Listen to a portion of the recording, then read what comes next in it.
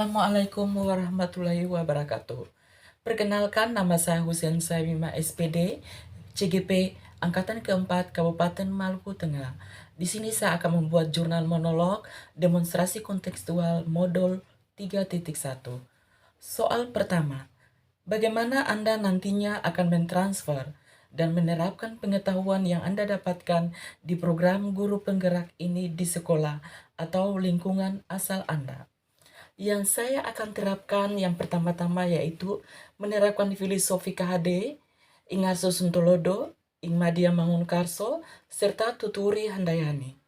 Menerapkan nilai-nilai dan profil pelajar Pancasila, membuat model-model pembelajaran yang kreatif dan inovatif, membuat RPP pembelajaran berdiferensiasi, menerapkan teknik pembelajaran sosial emosional dalam RPP berdiferensiasi, menerapkan proses restitusi, membuat proses coaching, dan membuat komunitas di sekolah.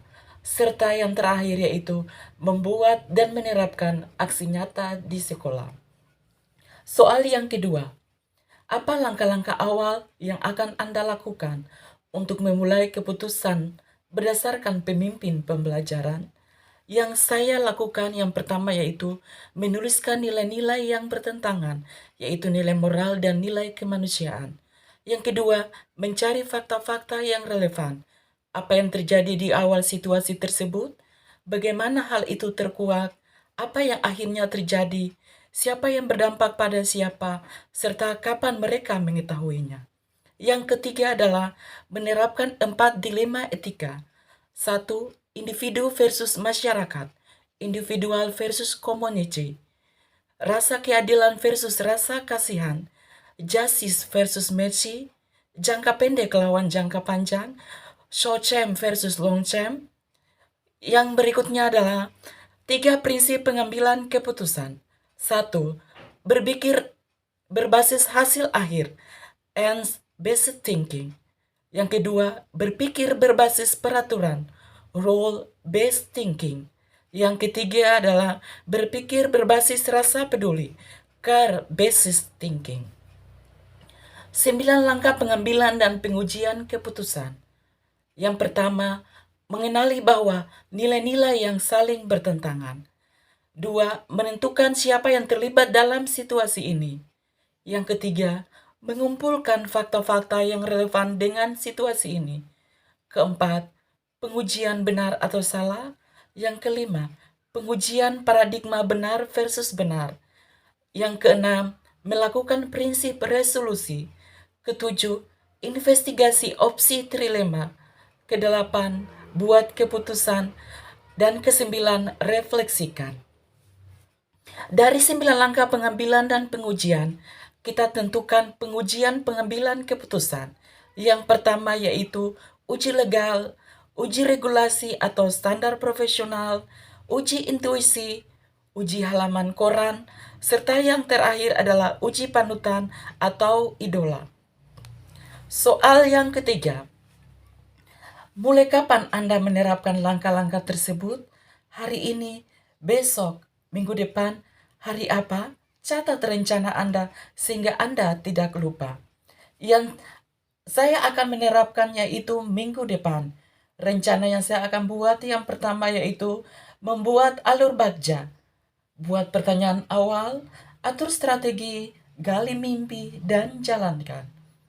Dari pertanyaan-pertanyaan yang dibuat berdasarkan alur bagja, saya berdiskusi dengan siswa-siswa untuk membuat keyakinan kelas dan praktik baik. Selanjutnya, dari pertanyaan-pertanyaan tersebut juga, saya akan membuat atau saya akan berdiskusi dengan siswa saya yang bermasalah pada keyakinan kelas, maka dibuat proses coaching atau modul Tirta. Selanjutnya, saya akan berdiskusi dengan teman sejawat dan kepala sekolah untuk meminta saran dan pendapat, serta masukan membuat suatu komunitas di sekolah, yaitu tentang komunitas mencintai sains. Membuat WhatsApp dengan siswa dan rekan kerja untuk membuat kegiatan Zoom, meeting, membahas program komunitas tersebut seperti mendaur ulang sampah. Yang terakhir, membuat workshop mini di sekolah tentang pengetahuan-pengetahuan yang saya dapatkan pada saat mengikuti kegiatan guru penggerak.